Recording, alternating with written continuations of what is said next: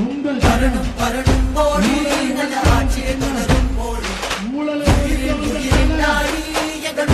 ஒழிக்க வந்த தலை பலரும் பலரும் நாடும் இந்த உலகை கொண்டாடும் தமிழும் பலரும் சேரும் தரும் முன்னேற்றம் தமிழாரி உயர்ந்திடவா தடை மீறி பறந்திடவா வரலாற்றை தெரிந்திடவா தன்மானம் மீட்டிடவா விடியாத விடியலை நீ பணியாமல் எதிர்த்திடு நீ துணிவோடு துறந்திடு நீ வெறி கொண்டு வா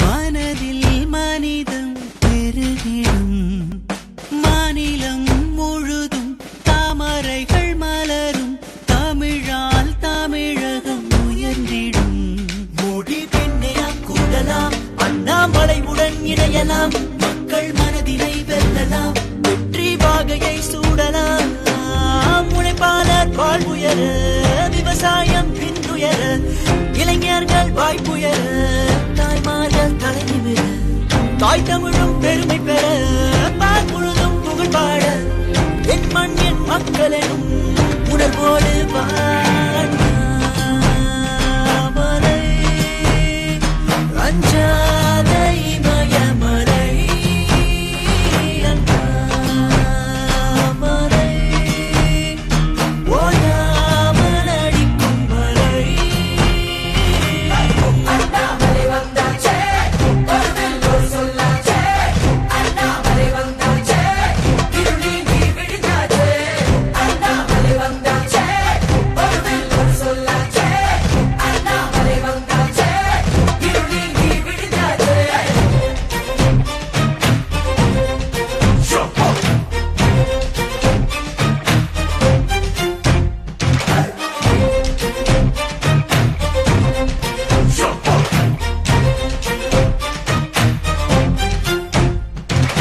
வரணும் வரணும் மோடி நல்ல ஆட்சியை தொடரும் மோடி உயிரின் உயிரின் நாடி எங்கள் முன்னோடி வளரும் வளரும் நாடும் இந்த உலகை ஒரு நாளாடும் தமிழும் பலரும் சேரும் தரும் முன்னேற்றம் தமிழாரி உயர்ந்திடவா தடை மீறி பறந்திடவா வரலாற்றை தெரிந்திடவா தன்மானம் மீட்டிடவா விடியாத விடியலை நீ பணியாமல் எதிர்த்திடு நீ துணிவோடு துறந்திடு நீ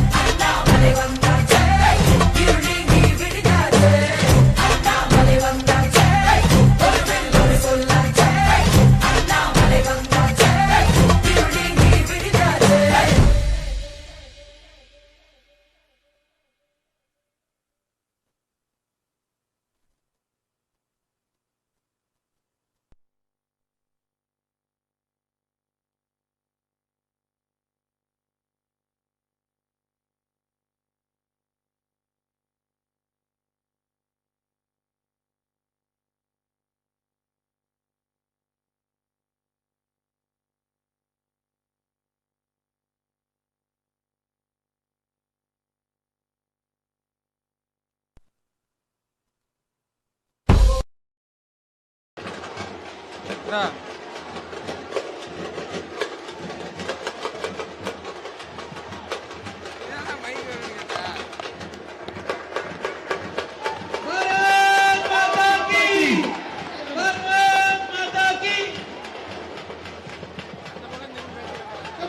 எல்லாம் வண்டிக்கிட்ட வராதீங்க. தலைவர் பேச்ச எல்லாரும் கேட்கணும்.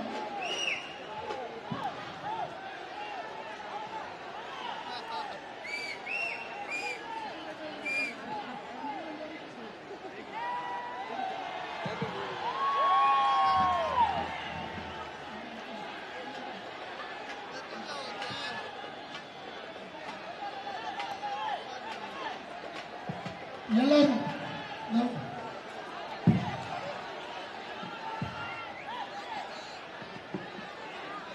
வேட்பாளர் தவிர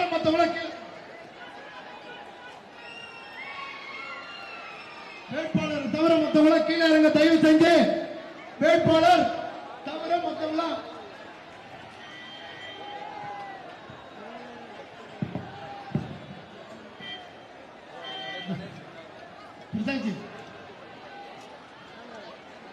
அன்பார்ந்த பெரியவர்களே, தாய்மார்களே, இன்று நம்முடைய வட சென்னை தாமரை சங்கமமாக, தேசிய ஜனநாயக கூட்டணி சங்கமமாக மாறி இருக்கிற சகோதர சகோதரி. அந்த கொடி கொஞ்சம் அப்படியே கொஞ்சம் இறக்குங்கண்ணே. அண்ணா கொஞ்சம் கொடி இறக்குங்க தலைவா. கொஞ்சம் கொடி இறக்குங்கப்பா, தயவு செஞ்சு கொடி இறக்குங்க. ஆனா பக்கத்துல இருக்கிற கொடி மட்டும் இறக்குங்க. பக்கத்துல இருக்கும்போது தெரியல, தயவு செஞ்சு கொஞ்சம் கொடி இறக்குங்கப்பா. கொடி கொஞ்சம் தூரமா கொண்டு போயிருங்க ஐயா. கொடியெல்லாம் தூரமா பக்கத்துல மறைச்சிங்கன்னா மக்களுக்கு தெரியாது. இந்த உயரமா இருக்க கேமரா குறுக்கு வழி விடுங்கண்ணா. இந்த கேமரா குறுக்கு வழி விடுங்க ஐயா. இந்த கேமரா காரங்களுக்குலாம் வழி விடுங்க ஐயா. முன்னாடி வந்துட்டுங்க ஐயா. இந்த கேமரா குறுக்குலாம் வழி விடுங்க.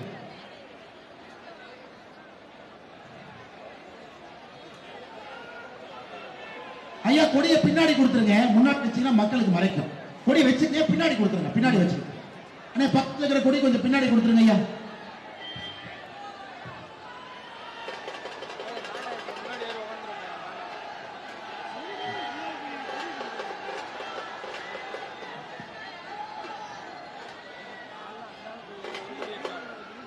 அன்பார்ந்த பெரியோர்களே, தாய்மார்களே, வட சென்னை பாராளுமன்ற தொகுதியினுடைய நம்முடைய தேசிய ஜனநாயக கூட்டணியினுடைய வெற்றி வேட்பாளர் அண்ணன் பால் கனகராஜ் அவர்களுக்காக நாம் அனைவரும் இங்கே இணைந்திருக்கின்றோம். பால் கனகராஜ் அவர்கள், அவர்களை பற்றி நமக்கு நல்லா தெரியுங்கய்யா. ஒரு அற்புதமான வழக்கறிஞர், சென்னையை தன்னுடைய கோட்டையாக வைத்திருக்கக்கூடியவர். அவருக்கென்று ஆயிரக்கணக்கான அன்பு தம்பிகள், சகோதர சகோதரிகள் இங்கே வந்திருக்கின்றீர்கள். நிச்சயமாக வட சென்னையில நம்முடைய தேசிய ஜனநாயக கூட்டணி பாரதிய ஜனதா கட்சியினுடைய வெற்றி வாய்ப்பை நீங்கள் இன்று உறுதிப்படுத்தி இருக்கின்றீர்கள். மிகப்பெரிய எழுச்சியோடு இந்த கூட்டம் இங்கே நடந்து கொண்டிருக்கிறது. இது தெருமுனை கூட்டமாக இருந்தாலும் கூட இங்கே வந்திருக்கக்கூடிய சென்னை மக்களுடைய கோபம் நமக்கு புரிகிறது. திராவிட முன்னேற்ற கழகம் எங்கேயும் வேண்டாம், சிங்கார சென்னை என்று சொல்லி சிங்க் சென்னையாக மாற்றி வைத்திருக்கின்றார்கள். சிங்கிங் சென்னை, அவர்கள் சொன்ன பேரு சிங்கார சென்னை. ஆனா இன்னைக்கு சிங்கிங் சென்னையாக மாற்றி இருப்பது மட்டும்தான் திராவிட முன்னேற்ற கழகத்தினுடைய சாதனையாக நாம் பார்த்துக் கொண்டிருக்கின்றோம். தாத்தா காலத்தில் ஆரம்பிச்ச கதைங்க, இன்னைக்கு நேற்று ஆரம்பிச்ச கதை இல்ல. இந்த சிங்கிங் சென்னை என்பது தாத்தா காலத்திலே ஆரம்பித்து இன்னைக்கு பேரன் காலத்திலும் பார்த்துக் கொண்டிருக்கின்றோம். நாங்கள் உங்களிடம் தேசிய ஜனநாயக கூட்டணி பாரதிய ஜனதா கட்சி கேட்பது, ஒரே ஒரு 5 வருஷத்தை கொடுங்க. சென்னையில மழை வந்தால் தண்ணி எப்படி நிக்குதுன்னு நீ பாத்திரலாம். நாங்கள் சென்னை மக்கள்கிட்ட, சென்னையுடைய சகோதர சகோதரிகள், இங்க இருக்கக்கூடிய பெரியவர்கள், தாய்மார்களிடம் கேட்பது ஒன்றே ஒன்று மட்டும்தான். 5 ஆண்டு வட சென்னையில் நம்முடைய பாரதிய ஜனதா கட்சி தேசிய ஜனநாயக கூட்டணியுடைய வெற்றி வேட்பாளர் அண்ணன் பால் கனகராஜ் அவர்களுக்கு கொடுங்கள். நிச்சயமாக அடியோடு சென்னையை மாற்றி காட்டக்கூடிய வல்லமை இவருக்கு இருக்கிறது. ஐயா, இன்னைக்கு சென்னையில யாரிடம் சென்று கேட்டாலும் கூட, ஒரு சின்ன குழந்தையை கேட்டாலும் கூட அவர்கள் சொல்வார்கள், மோடி அவர்கள் 3வது முறையாக ஆட்சி கட்டலுக்கு வருவது உறுதி என்று ஒரு சின்ன குழந்தை கூட சொல்வார். தெரியாதவர்கள் நாம் யாரும் இல்லைங்க. எப்படி இருக்கீங்க? நல்லா இருக்கீங்களா? தெரியாதவர்கள் நாம் யாரும் இல்லை. அரசியலை கூர்ந்து பார்த்துக் கொண்டிருக்கின்றோம். மோடி அவர்கள் 3வது முறையாக ஆட்சி கட்டலுக்கு வரப்போகின்றார்கள் என்பது நமக்கு தெரியும். இன்றைக்கு உங்களிடம் கேட்பது, அந்த 400 எம்பிக்கள் பாராளுமன்றத்திலே பாரத பிரதமர் நரேந்திர மோடி அவர்களுக்கு ஆதரவாக அங்கே அமர்ந்திருக்கும் பொழுது அதிலே பால் கனகராஜ் அவர்கள் ஒருவராக இருக்க வேண்டும் என்பதற்காகத்தான் இங்கே நின்று கொண்டிருக்கின்றோம். சகோதர சகோதரி, நம்முடைய கூட்டணி கட்சியினுடைய எல்லா தலைவர்கள் இங்கே இருக்கின்றார்கள். கூட்டணி கட்சியினுடைய எல்லா தொண்டர்கள் இங்கே இருக்கின்றார்கள்.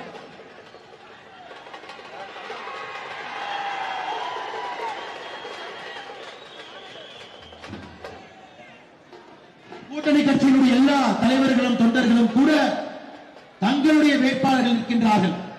தங்களுடைய கட்சியிலிருந்து வேட்பாளர்கள் இருக்கின்றார்கள் என்பது போல இங்கே வந்திருக்கக்கூடிய எல்லா கூட்டணி கட்சியினுடைய தலைவர்களுக்கும் தொண்டர்களுக்கும் இந்த நேரத்தில் எங்களுடைய நன்றிகள், இந்த வணக்கத்தையும் வாழ்த்துக்களையும் தெரிவித்துக் கொள்கின்றோம். பாட்டாளி மக்கள் கட்சி அதனுடைய பாட்டாளிகள் இங்கே வந்திருக்கின்றார்கள். டாக்டர் ஐயா அன்புமணி ராமதாஸ் ஐயா அவர்கள் சார்பாக இங்கே வந்திருக்கக்கூடிய மாவட்ட செயலாளர்கள் அண்ணன் வண்ணை சத்யா அவர்கள், சிவபிரகாசம் அவர்கள், ஜி.வி. சுப்பிரமணியம் அவர்கள், ராஜாராம் அவர்களுக்கு இந்த நேரத்தில் எங்களுடைய நெஞ்சார்ந்த நன்றிகளை தெரிவித்துக் கொள்கின்றோம். அதே போல அம்மா மக்கள் முன்னேற்ற கழகம் அமமுக அண்ணன் டிடிவி தினகரன் அவர்கள் சார்பாக வந்திருக்கக்கூடிய மாவட்ட செயலாளர்கள் தொண்டர்கள் அண்ணன் சி.பி. ராமஜெயம் அவர்கள், அண்ணன் ஏ.ஆர். பழனி அவர்கள், அண்ணன் ஆனந்தன் அவர்கள், அண்ணன் சித்திக் அவர்கள் வந்திருக்கின்றார்கள். அவர்களும் நன்றியை தெரிவித்துக் கொள்கின்றோம். அனைத்து இந்திய அண்ணா திராவிட முன்னேற்ற கழகம் தொண்டர்கள் உரிமை மீட்பு குழு சார்பாக அண்ணன் ஓ பன்னீர்செல்வம் முன்னாள் முதலமைச்சர் அவர்கள் சார்பாக இங்கே வந்திருக்கக்கூடிய மாவட்ட செயலாளர்கள் அண்ணன் சிவா அவர்கள், அண்ணன் ஜே.கே. ரமேஷ் அவர்கள், அண்ணன் கிருஷ்ணன் அவர்கள், அண்ணன் கிருஷ்ணமூர்த்தி அவர்களுக்கு நன்றிகளை தெரிவித்துக் கொள்கின்றோம்.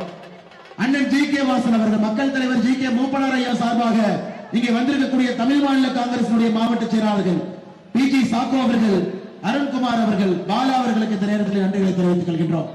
புதிய நீதி கட்சியினுடைய தலைவர் அண்ணன் ஏ.சி. சண்முகம் அவர்கள் சார்பாக இந்த நிகழ்வுக்கு வந்திருக்கக்கூடிய மாவட்ட செயலாளர் அண்ணன் ராதாகிருஷ்ணன் அவர்களுக்கு எங்களுடைய அன்பார்ந்த நன்றிகளை தெரிவித்துக் கொள்கின்றோம்.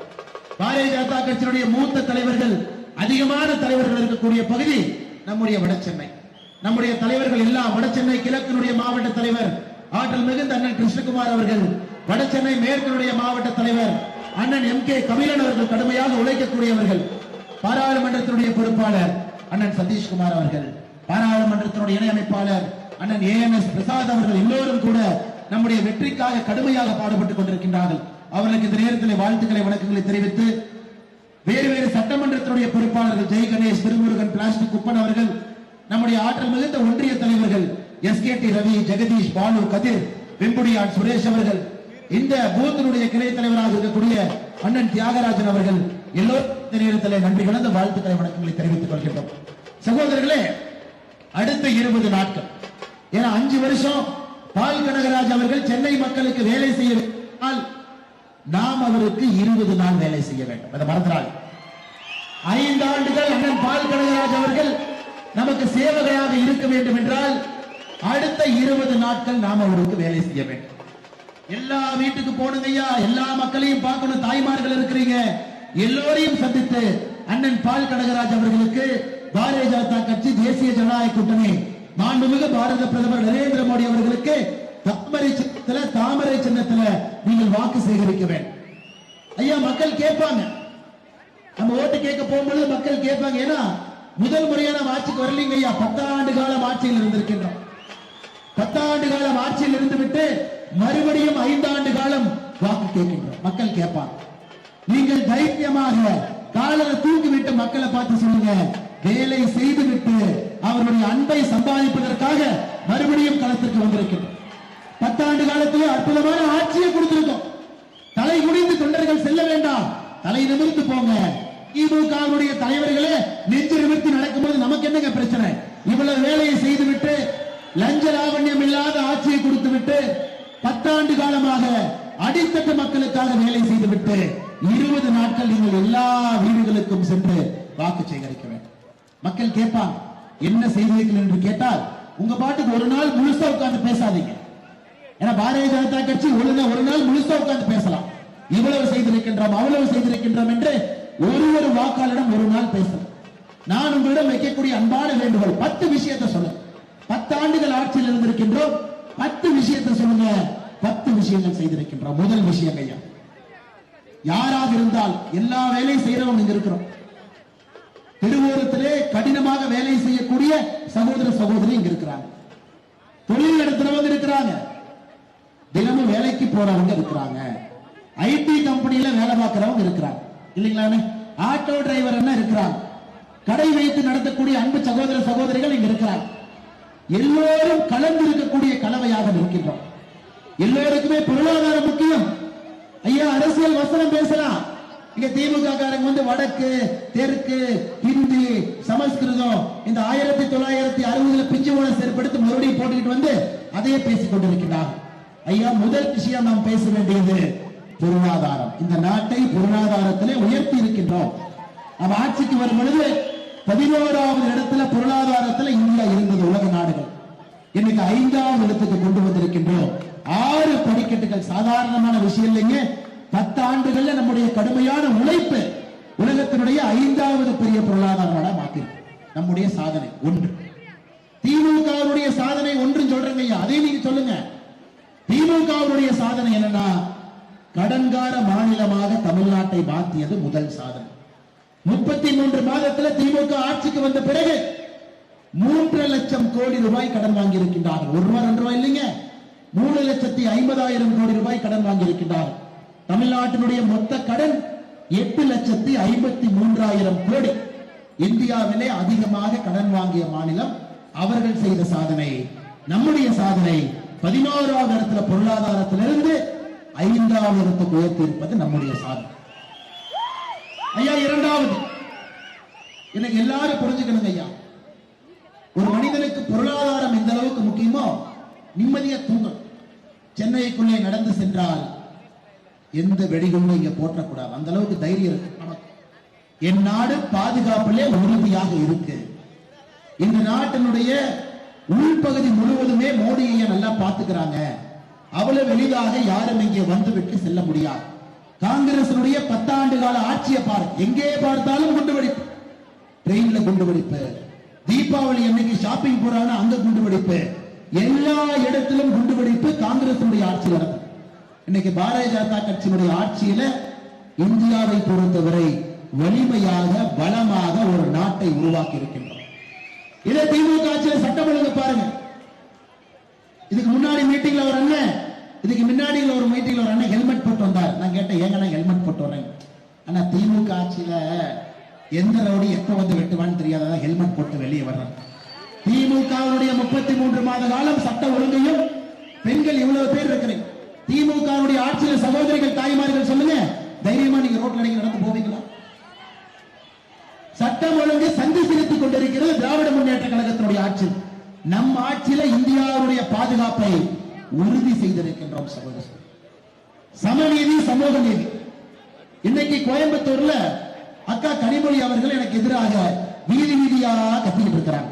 கனிமொழி அக்கா என்ன கத்திக்கிட்டு இருக்காங்கன்னா, அண்ணாமலை கோட்டா சிஸ்டத்துக்கு எதிரானவன், அண்ணாமலை கோட்டா சிஸ்டத்துக்கு எதிரானவன் வீதி வீதியா கத்திக்கிட்டு இருக்காங்க. ஆமா, அண்ணாமலை அரசியல் கோட்டா சிஸ்டத்திற்கு எதிரானவன் எப்பொழுது, அதுல எந்த மாற்று கருத்தும் இல்லை. இன்னைக்கு இந்த தொகுதியினுடைய எம்பி எடுத்துக்க, கலாநிதி வீராசாமி அவர்கள் இந்த தொகுதியினுடைய எம்பி. எப்படிங்க எம்பி ஆனாரு? நம்மளை மாதிரி கஷ்டப்பட்டு ரோட்ல உட்கார்ந்து வேலை செஞ்சாருங்களா? இல்ல மக்கள் பணி செய்தாரா? இல்ல உண்மையாலுமே மக்கள் பிரச்சனை தெரியுமா? ஆற்காட்டு வீராசாமி என்பவருடைய மகன் என்கின்ற ஒரே காரணத்திற்காக அரசியல் கோட்டால எம்பி ஆகி இருக்கிறார். அதனுடைய விளைவு நீங்க யாரும் அவரை பார்த்ததில்ல, அவரும் உங்களை பார்த்ததில்ல. ஆனா 5 ஆண்டு கால இந்தியால மக்களை பார்த்தாத ஒரு எம்பியா கலாநிதி வீராசாமி ஐயா. நம்மளது அப்படி இல்லை, உண்மையான சமூக நீதி இருக்கக்கூடிய ஆட்சியை காட்டி இருக்கின்றோம் ஐயா. நம்ம கிட்ட 76 பேர் அம்மா இருக்கிறீங்க, 76 பேர் நம்முடைய மந்திரி சபையில் இருக்கிறாங்க. 76 பேர், 11 பேர் பெண்கள், 11 பேர் பெண்கள் நம்ம மந்திரி சபை தாய்மார், 12 பேர் பட்டியலினத்தினுடைய சகோதர சகோதரிகள் நம்முடைய மந்திரி சபையில 12 பேர், 27 பேர் பிற்படுத்தப்பட்ட வகுப்பிலிருந்து 27 பேர் அமைச்சர். ஐயா, நான் மறுபடியும் சொல்றேன், இந்திய அரசியல்ல இது போன்று நடந்தது கிடையாது. சமூக நீதிக்கு இலக்கணமாக பாரத பிரதமர் இருக்கிறார். 11 பெண்கள் அமைச்சர்கள், 12 பட்டியலின சகோதர சகோதரிகள் அமைச்சர்கள். 27 பிற்படுத்தப்பட்ட சமுதாயத்திலிருந்து வந்திருப்பவர் அமைச்சர். நீங்க பார்த்து சமூக நீதினா திமுகவுடைய அமைச்சரவை 35 பேர் இருக்கா. பெண்கள் எத்தனை பேருங்க? 2 பேர். அந்த 2 பேர்ல ஒருத்தர் அரசியல் கோட்டா, 2 பேர்ல ஒருத்தர் பக்க அரசியல் கோட்டா. திமுகவுடைய மந்திரி சபையில பட்டியலின சகோதர சகோதரிகள் எத்தனை பேர் இருக்கிறாங்க? 2 பேர். 35 பேர். நாம 76. 11 பெண்கள், 12 அமைச்சர்கள் பட்டியலினத்திலிருந்து சகோதர சகோதரிகள் 20. இப்ப நீங்க சொல்லுங்க, யாராவது திமுக அமைச்சர் சமூக நீதி வாய்க்கிலேயே பேசினா இதை நீங்கள் சொல்ல வேண்டும். பழங்குடியினத்திலிருந்து வந்த திரௌபதி முர்மு அவர்களை இந்தியாவுடைய முதல் ஜனாதிபதி பழங்குடியினத்திலிருந்து ஆக்கி காட்டியிருக்கிறார். ஐயா, நம்முடைய 3வது விஷயத்தை எல்லா மக்கள்கிட்ட நீங்க எடுத்து சொல்லணுங்க. ஐயா, நாம் வந்த பிறகு ஒரு மனிதனுடைய வளர்ச்சிக்காக பாடுபட்டுக் கொண்டிருக்கின்றோம். உதாரணத்திற்கு முத்ரா கடன் திட்டம் 2 லட்சம் கோடி. யாராவது நம்ம கம்பெனி வச்சிருக்கிறோம், லேத்து பட்டம் வச்சிருக்கிறோம், எந்த தொழிற்சாலை வைத்தாலும் கூட முத்ரா கடன் திட்டம் மூலமாக கடன் வாங்கலாம். ஐயா, சுபநிதி சாலையோரத்தில் இருக்கக்கூடிய வியாபாரிகளுக்கு 10,000, 20,000, 50,000 கடன். பாருங்க, நம்முடைய திட்டத்தில் வங்கிக்கெல்லாம் போக வேண்டாம், கை கட்டி நிற்க வேண்டாம், உங்களை தேடி வந்து கொண்டிருக்கின்றோம். ஆனா திமுகவுடைய சாதனை என்னங்க? ஏதாச்சும் பார்த்தா நம்முடைய முதலமைச்சர் சொல்லுவாரு, இந்த வரியை உயர்த்திடலாமா. அதனால முதலமைச்சர் மாதிரி யாரும் மாட்டிடாதீங்க. தயிர் வரி உயர்த்து, பால் வரி உயர்த்து, வெண்ணெய் வரி உயர்த்து, மின்சாரம் கட்டணத்தை உயர்த்து, சொத்து வரி உயர்த்து, தண்ணி வரி உயர்த்து. இந்த அமைச்சரவை பொறுத்தவரை, திமுகவை பொறுத்தவரை 33 மாதம் காலமாக விலையை உயர்த்துவது மட்டுமே தன்னுடைய முழுநேர வேலையாக திராவிட முன்னேற்ற கழகம் வைத்திருக்கின்றார். ஐயா, அடுத்து பாரதிய ஜனதா கட்சி என்ன செஞ்சுச்சு? பாரதிய ஜனதா கட்சியை பொறுத்தவரை உங்களுக்கு தெரியும், இன்னைக்கு இந்தியால நல்லா உற்று நோக்கி பார்த்தீங்கன்னா நாம் 4 ஜாதிகளை மட்டும்தான் நம்புகின்றோம். நாம நினைக்கிறது இவங்க நினைக்கிற ஜாதி மாதிரி இல்லை. பெண்கள் ஜாதி, விவசாயிகள் ஜாதி, இளைஞர்கள் ஜாதி இல்லைங்களா? பெண்கள் ஜாதி, விவசாயிகள் ஜாதி, இளைஞர்கள் ஜாதி.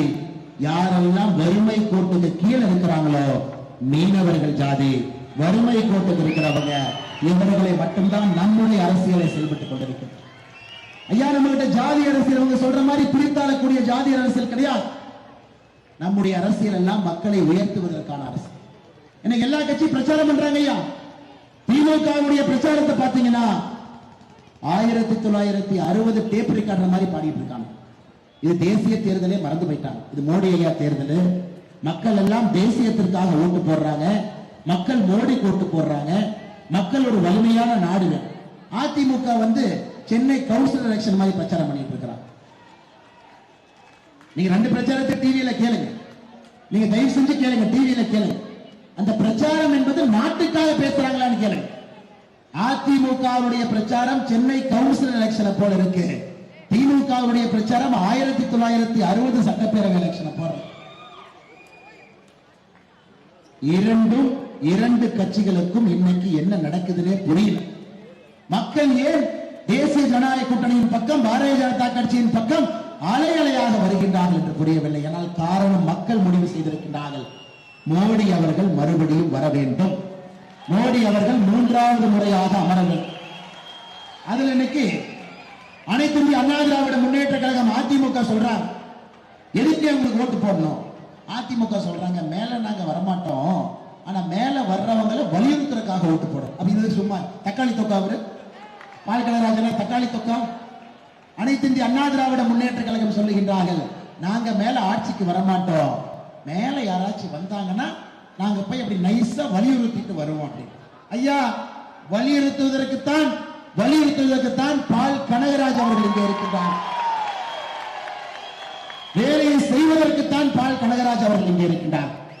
சென்னை மக்கள் இன்னொரு மழை வெள்ளத்தில் சிங்கிங் சென்னையாக மாறக்கூடாது என்பதற்காகத்தான் பால் கனகராஜ் அவர்கள் இந்த களம் இறங்கியிருக்கிறார்கள். சகோதர சகோதரிகளே, நீங்கள் நன்றாக உணர்ந்து கொள்ள வேண்டும், இது ஒரு தேசிய தேர்தல், நாட்டுக்கான தேர்தல். எம்பியினுடைய வேலை முற்றிலும் வேறு. மேலே மோடி அவர்கள் வருகின்றார்கள் என்று தெரிந்த பிறகு கீழே மோடி அவர்களுடைய அன்பு தம்பி பால் கனகராஜ் அவர்கள் தான் தாமரை சின்னத்திலே நீங்கள் தேர்ந்தெடுத்து அவரை இங்கே வர வைக்க வேண்டும். ஒருவேளை கலாநிதி வீராசாமி வந்தா என்ன சொல்லுவாரு? ஒரு வேலைன்னு போய் கேட்டா என்ன சொல்லுவாரு? வேலை மோடி இருக்காரு, எனக்கு மோடியை தெரியாது, அதனால நான் என்ன செய்வேன். ஆனா இவருக்கு மோடியை தெரியும், மோடிக்கு இவரை தெரியும். மோடி அவர்களுக்கு பால் கனகராஜ தெரியும், பால் கனகராஜ் அவர்களுக்கு மோடியை தெரியும். அதனால் சகோதர சகோதரிகளே, இந்த முறை அந்த தவறை செய்யக்கூடாது. இது தேசிய தேர்தல், மோடி அவர்களுக்கான தேர்தல், நாடு எப்படி இருக்க வேண்டும் என்பதற்காக தேர்தல். அதனால் பால் கனகராஜ் அவர்களுக்கு நாம் வாய்ப்பு கொடுக்கணும். ஐயா, இன்னைக்கு பார்த்த நம்முடைய கலாநிதி வீராசாமி அவர்கள் தேர்தல் நேரத்தில் தன்னுடைய சொத்து பட்டியலை வெளியிட்டிருக்காங்க. நாமினேஷன்ல பெரிய கலாட்டா பண்ணி நாமினேஷன் ஆச்சு. பால் கனகராஜன் நாமினேஷன் பண்ணவே விடல. அவர் சொத்து பட்டியலை பார்த்தேன், எவ்வளவு சொத்து வச்சிருக்காரு. ஐயா, வேட்பு மனுவில் கலாநிதி வீராசாமி அவர்கள் காட்டியிருக்கக்கூடிய மதிப்பு 31 கோடி ரூபாய். நம்புறீங்களா? நம்புறீங்களா? ஐயா, நம்முடைய டிஎம்கே பார்ட் 1 ஃபைல்ஸ்ல கலாநிதி வீராசாமியுடைய குடும்பத்தினுடைய சொத்து மதிப்பு 2923 கோடி ரூபாய் நம்ம காட்டியிருக்கோம். 2923 கோடி ரூபாய். யாருக்காவது சந்தேகம் இருக்குனாங்க ஐயா, அந்த வீடியோ எடுத்து பார்த்தீங்கன்னா சொத்து எங்கெங்கே வைத்திருக்கின்றார்கள், எந்த நிறுவனத்திலே வைத்திருக்கின்றார்கள், அதனுடைய மொத்த பதிப்பு ஐயா வெறும் 2923 போடல, ஒரு சொத்தையும் போட்டு அதற்கு இருக்கக்கூடிய மதிப்பை போட்டு கூட்டி 2923 கோடி போட்டு. சமீபத்தில் சென்னை உயர்நீதிமன்றம் சொல்றாங்க, சென்னை கோயம்பேட்டில் அரசினுடைய 62.93 சதுர மீட்டர் அளவிலான கிராம நத்தம் நிலத்தை நம்முடைய கலாநிதி வீராசாமி அவர்கள் ஆக்கிரமித்து வைத்திருந்தார்கள், அதை திரும்ப கொடுக்க வேண்டும் என்று சென்னை உயர்நீதிமன்றம் ஒரு தீர்ப்பு கொடுக்கிறார். ஆனால் நீங்கள் நன்றாக புரிந்து கொள்ள வேண்டும், ஆற்காட்டு வீராசாமி அவருடைய மகன் என்கின்ற ஒரே ஒரு ஐடென்டிட்டி ஐயா, அதை தவிர மக்களுக்கு பணி செய்யக்கூடிய எந்த ஒரு எண்ணமும் இல்லாமல் இந்த தொகுதியில மறுபடியும் கலாநிதி வீராசாமி அவங்க வேட்பாளரா போட்டி போடுறாங்க. அண்ணன் துரைமுருகன் அவர் பையன், உங்களுக்கு தெரியுமா? துரைமுருகன் என்ன பையன் இருக்கிறார். கதிரானந்த் அவர்கள் சொல்றாங்க, வேலூர்ல திடீர்னு நம்முடைய சகோதரிகள்லாம் மினுக்கு மினுக்குன்னு இருக்கிறாங்க. என்ன யாரும் அடிக்க வந்துடாதீங்க, அவர் சொன்னதை நான் சொல்றேன், எனக்கு கோபம் தான், ஆனா சொன்னது உங்களுக்கு தெரியணுங்கிறதுக்காக சொல்றேன். கதிரானந்த் அவர்கள் மேடையில் சொல்றாங்க, திமுகவினுடைய ஒரு தேர்தல் இருக்கக்கூடிய வேட்பாளர் நம்முடைய சகோதரிகள் தாய்மார்கள்லாம் திடீர்னு மினுக்கு மினுக்குன்னு இருக்கிறாங்க. அவரே சொல்றாரு, கொச்சையா பேசுறாங்க, அதெல்லாம் இந்த 1000 ரூபாய் கொடுத்ததுக்கு அப்புறம் ஃபேர் அண்ட் லவ்லி வாங்கி போட்டுக்கிட்டாங்களாம். அவர் இந்த பக்கம் வந்தா செருப்பு தயாரா வச்சுக்கு.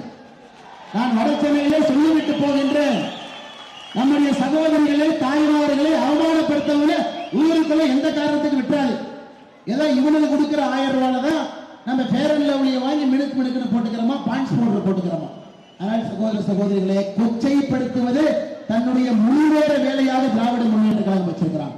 தப்பி தவறி அந்த வண்டியில ஏறிடாதீங்க. அந்த பிங்க் கலர் வண்டியான ஒரு வண்டி ஓடிட்டு இருக்கலாம், தப்பி தவறி ஏறிடாது. எப்ப கூட இருந்து தெரியாது. ஒருவேளை தைரியமா மனசை திரைப்படத்துக்கிட்டு போயிட்டீங்கன்னா அண்ணன் பொன்முடி வந்து ஓசி ஓசி ஓசிம்பா. ஏன் நீ வண்டி விடுறதில்ல, வண்டி உருப்படியா விடுறதில்ல, ஏதோ ஆசர் அவசரத்துக்கு அந்த வண்டியில் ஏறினா பெண்களை பார்த்து ஓசி ஓசி என்று சொல்லக்கூடிய பொன்முடி ஒரு பக்கம், துரைமுருகனுடைய மகன் மினுக்கு மினுக்கு பெண்கள் இருக்கிறாங்க, 1000 ரூபாய் கொடுக்கிற ஃபேர் அண்ட் லவ்லி வாங்கிக்கிறாங்க. ஐயா, 1000 ரூபாய் உரிமை தொகை. திமுக காரங்க சொல்றாங்க, பால் கனகராஜனுக்கு ஓட்டு போடாதீங்க, பிஜேபி வந்தா 1000 ரூபாய் உரிமை தொகையை நிறுத்திடுவாங்க. நான் திமுகவுக்கு சவால் விடுகின்றேன், அந்த 1000 ரூபாய் உரிமை தொகை எங்களுக்கு ஒத்துக்குங்க, நாங்க 1500 ரூபாய் கொடுக்கிறோம், அது எங்களுக்கு ஒத்து.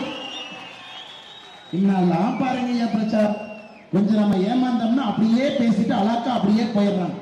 ஒருத்தர் இந்த செங்கலை தூக்கிட்டு வருவார், விட்டாதீங்க அவரை மட்டும். ஒரு செங்கலை தூக்கிட்டு ஒரு பையன் பின்னாடியே வருவார். அப்பா பேசுற பொய்யே தாங்க முடியல, தாத்தா பேசுற பொய்யிலும் தப்பிச்சு அப்பா பேசுற பொய். இன்னைக்கு பேரன் கிளம்பி இருக்கிறான், அப்பா தாத்தாவோட என் பொய்யை கேளுங்க. சகோதர சகோதரிகளே, வெறும் பொய்யை மட்டும் பேசுவதற்கா இன்னைக்கு திமுக சொல்லக்கூடிய என்னன்னா, ஐயா மத்திய அரசு எங்களை வஞ்சிக்கிறாங்க. திமுக சொல்வது அடிக்கடி மோடி ஐயா தமிழ்நாட்டுக்கு பணமே கொடுக்க மாட்டாங்க. திமுக சொல்வது மோடி ஐயா தமிழ்நாட்டுக்கு பணமே கொடுக்க மாட்டாங்க. மோடி ஐயா தமிழ்நாட்டுக்கு பணமே கொடுக்க மாட்டாங்க, நாங்க 100 ரூபாய் கொடுத்தா 28 ரூபாய் கொடுக்கிறாங்க. கேட்டீங்களா? சொன்னாங்களா ஐயா?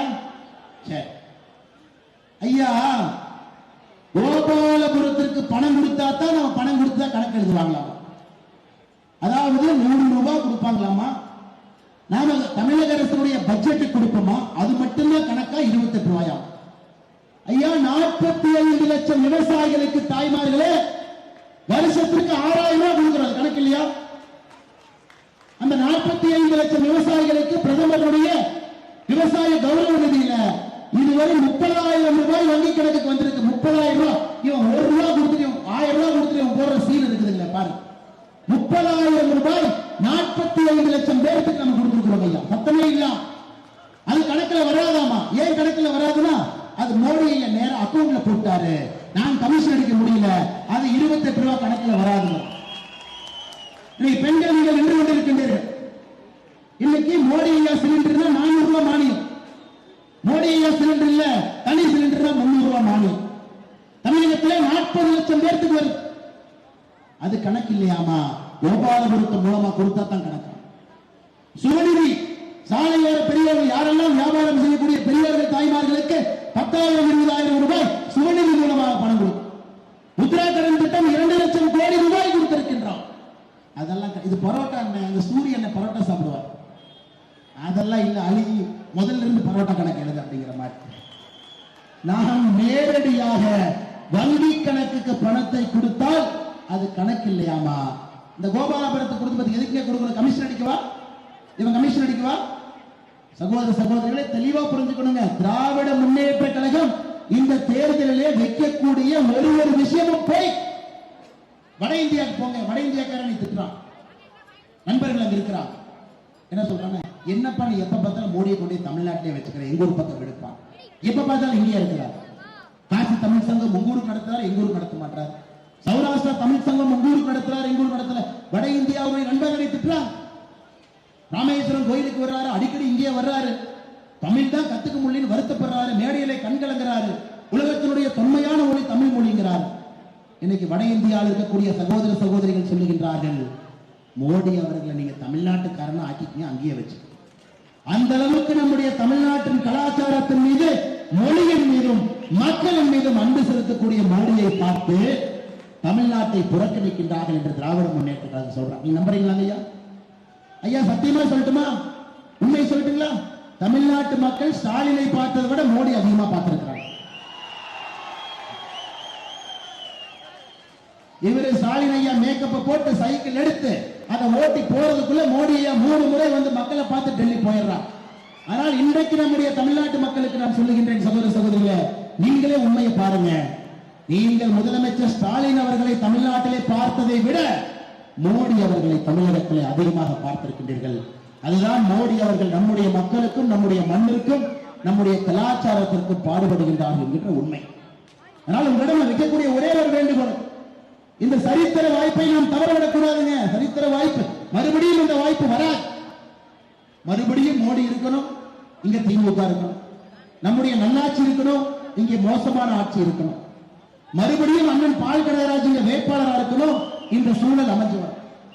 இந்த இந்தி கூட்டணி ஒண்ணு கிளம்பி வந்திருக்குங்க ஐயா. இந்தி கூட்டணி பாத்தீங்கன்னா சமீபத்தில் நம்முடைய பாரதிய ஜனதா கட்சி ஒரு வீடியோ போட்டோம், நீங்களா பாத்தீங்களான்னு தெரியல.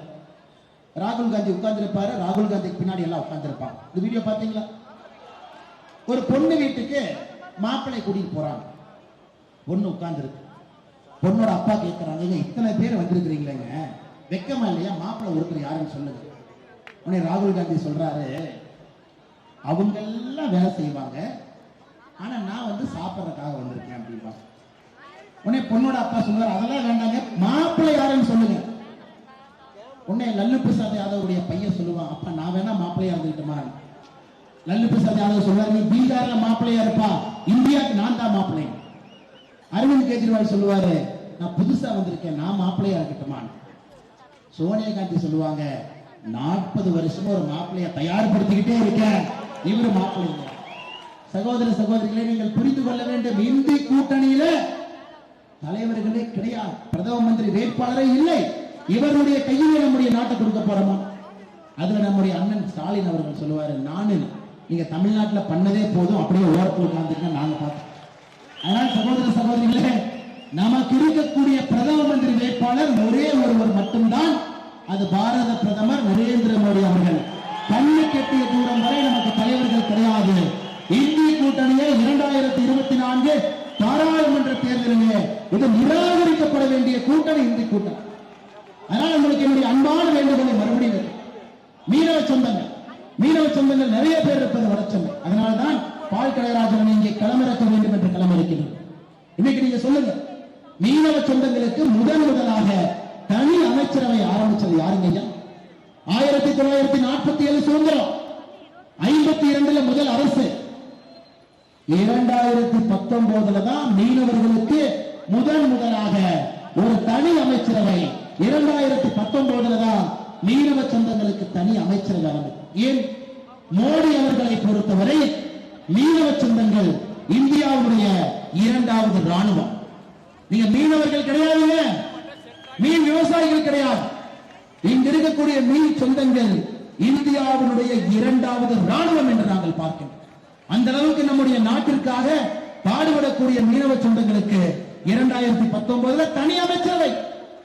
மோடி ஐயா கன்னியாகுமரியில் சொன்னார், 5 மீனவர்களுக்கு இலங்கையிலே தூக்கு தண்டனை கொடுக்கப்பட்ட பொழுது மோடி ஐயா சொன்னாங்க, எல்லா கதவையும் தட்டினேன், எல்லா ஜன்னலையும் உடைச்சேன், அந்த நாட்டுக்கிட்ட என்னையெல்லாம் பலத்தை பயன்படுத்த முடியுமோ எல்லாத்தையும் பயன்படுத்தி இலங்கையிலிருந்து தூக்கு தண்டனை விதிக்கப்பட்ட 5 மீனவர்களை ஒரு கீழல் இல்லாமல் மீட்டுக் கொண்டு வந்திருக்கின்றனர். ஆனால் இங்க இருக்கக்கூடிய மீனவ சொந்தங்கள் நீங்கள் புரிந்து கொள்ள வேண்டும். குஜராத்தினுடைய முதலமைச்சராக இருக்கும் பொழுது மோடிக்கு தெரியும், பாகிஸ்தான் பார்டர்ல இருந்தவர். பாகிஸ்தான் பார்டர்ல இருக்கக்கூடிய ஒரு மாநிலத்தில் முதலமைச்சராக 14 ஆண்டுகள் பணி செய்தவர். அவர்களுக்கு தெரியும் மீனவ சொந்தங்களுடைய அருமை பெருமை தெரிந்தவர் நம்முடைய பாரத பிரதமர் நரேந்திர மோடி அவர்கள். ஆனால் இங்க இருக்கக்கூடிய வட சென்னையில் இருக்கக்கூடிய மீனவ சொந்தங்கள் எல்லாம் இந்த முறை உங்களுடைய வாக்கு தாமரை சின்னத்துல அண்ணன் பால் கனகராஜ் அவர்களுக்கு நீங்கள் வாக்களித்து பெருவாரியான வாக்கு வித்தியாசத்திலே அவரை வெற்றி பெற செய்ய வேண்டும் என்று அன்போடு சொல்லி இந்த அற்புதமான மாலை நேர தெருமுனை பிரச்சார கூட்டத்திற்கு பெரிய எழுச்சியோடு வந்திருக்கக்கூடிய உங்கள் அனைவருக்கும் மறுபடியும் என்னுடைய நன்றி இழந்த வாழ்த்துக்களை வணக்கங்களை தெரிவித்த ஐயா, மறந்துடாதீங்க, 20 நாள் நீங்க எல்லா வீட்டிற்கும் சென்று வாக்கு சேகரிக்கும். சிறுபான்மை சகோதர சகோதரிகள் இருக்கிறீங்க. சென்னைனாவே திமுக காரங்க போய் பேசுவாங்க, பாரதிய ஜனதா கட்சி சிறுபான்மையிற்கு எதிரி என்றால் எதற்காக சிறுபான்மையிற்கு இங்கே சீட்டு கொடுத்திருக்கின்றோம்? ஐயா, ஒரு சிறுபான்மையர் பாரதிய ஜனதா கட்சியில ஒரு கிறிஸ்தவ சமுதாயத்தை சார்ந்த, அது பால் கனகராஜன் எப்படிப்பட்ட மனிதர்னா, பால் கனகராஜன் எப்படிப்பட்ட மனிதர் என்றால், ஞாயிற்றுக்கிழமை காலையில 1 மணி வரைக்கும் ஆண்டவனே ஏசு கிறிஸ்தே வந்தாலும் போன்ல பிடிக்க முடியாது. 1 மணிக்கு மேல போன் எடுப்பார். அண்ணா எங்கனே இருந்தீங்க? ஆனா சர்ச்சில் இருந்தேன், இப்பதான் மாஸ் முடிச்சுட்டு வந்தேன், 4 மிஸ் கால் இருந்துச்சு, என்னன்னு. அந்த அளவுக்கு தான் சார்ந்திருக்கக்கூடிய மதத்தை முழுமையாக பின்பற்றக்கூடிய ஒரு மனிதர். அதே நேரத்தில் நீங்கள் புரிந்து கொள்ள வேண்டும், திராவிட முன்னேற்ற கழகத்துல சிறுபான்மையினருக்கு சீட் கொடுத்திருக்கிறாங்களா? கிறிஸ்தவர்களுக்கு அனைத்து இந்திய அண்ணா திராவிட முன்னேற்ற கழகத்தில் கிறிஸ்தவர்களுக்கு சீட்டு கொடுத்திருக்கிறாங்களா? ஏனென்றால் எங்களுக்கு தெரியும், கிறிஸ்தவ சமுதாயத்தை இதயத்திலே வைத்திருக்கின்றோம். இந்த முறை கிறிஸ்துமஸ் விழா பாரத பிரதமருடைய வீட்டில் கிறிஸ்துமஸ் விழா நடந்துச்சு, பாத்தீங்களா? பாரத பிரதமருடைய வீட்டில். அதனால் இங்க இருக்கக்கூடிய சிறுபான்மை சொந்தங்களே, உங்களுக்கு உண்மையான நிஜ பாதுகாப்புனா அது இன்னைக்கு பாரதிய ஜனதா கட்சி. அதனால்தான் மோடி அவர்கள் எங்கே சென்றாலும் கூட இஸ்லாமிய நாடுகள் விருதாக கொடுக்கிறாங்க. 19 விருதுகள் வாங்கியிருக்கிறாங்க. உலக நாடுகளுடைய தலைமை விருதுகள், அதிலே 8 விருதுகள் உலகத்தில் இருக்கக்கூடிய இஸ்லாமிய நாடுகள் தன்னுடைய உயர்ந்தபட்ச விருதை பாரத பிரதமர் கொடுத்தார். அவங்களுக்கு தெரியாது, திமுக காரணம் தெரியும்.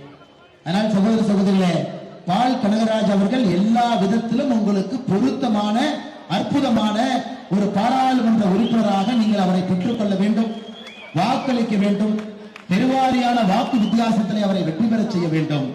மோடி அவர்கள் 400ல பால் கனகராஜும் ஒருவர். ஆண்டவன் ஆசீர்வதித்தால் மோடி அவர்கள் 76லும் ஒருவராக இருப்பதற்கான முழு தகுதி இருக்கக்கூடிய பால் கனகராஜ் அவர்கள்.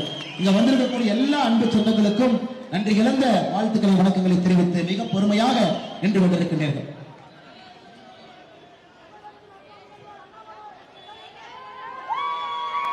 தலைவர் அண்ணாமலை அவர்கள் முன்னிலையிலே காங்கிரஸ் கட்சியினுடைய வழக்கறிஞர் பிரிவு மாநில துணைத் தலைவர் வழக்கறிஞர் தங்க சாந்தகுமார் அவர்கள் சேருகிறார். திரைப்பட குணச்சித்திர நடிகை மணிமேகலை அவர்கள் இன்று பாரதிய ஜனதா கட்சியில் தம்மை இணைத்துக் கொண்டிருக்கிறார். வழக்கறிஞர் வெங்கடேசன் அவர்கள், பிரசாத் அவர்கள், வைகோ செல்வம், சாய் கண்ணன் உள்ளிட்ட 100க்கும் மேற்பட்டவர்கள் மாநில தலைவர் அவர்களுடன் சேர்கிறார்கள். அனைத்து இந்திய அண்ணா திராவிட முன்னேற்ற கழகத்திலிருந்து ரமேஷ் பிரபா மாநில வழக்கறிஞர் பிரிவில் இருந்து வந்து பாரதிய ஜனதா கட்சியில் சேர்கிறார்.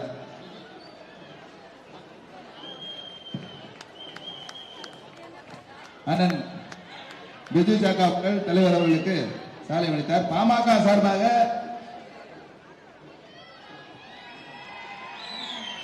மாலை அணிவிக்கப்படுகிறது.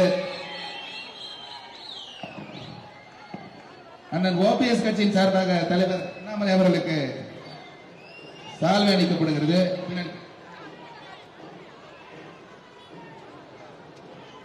ஒரே நிமிஷம்.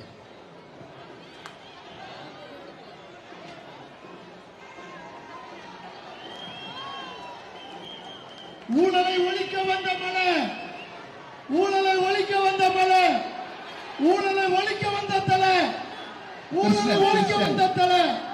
நமது சின்னம் உங்கள் சின்னம், நமது சின்னம் உங்கள் சின்னம்.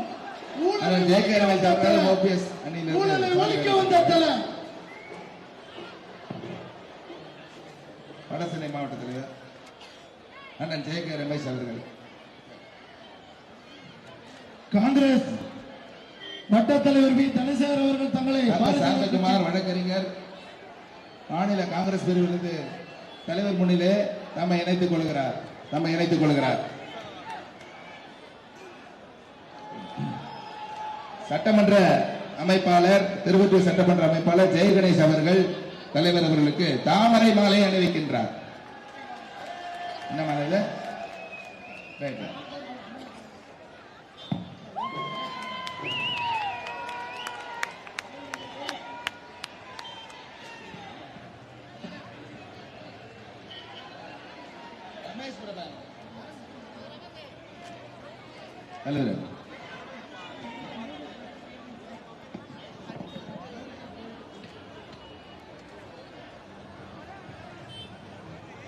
கொஞ்சம் வழி விடுங்க.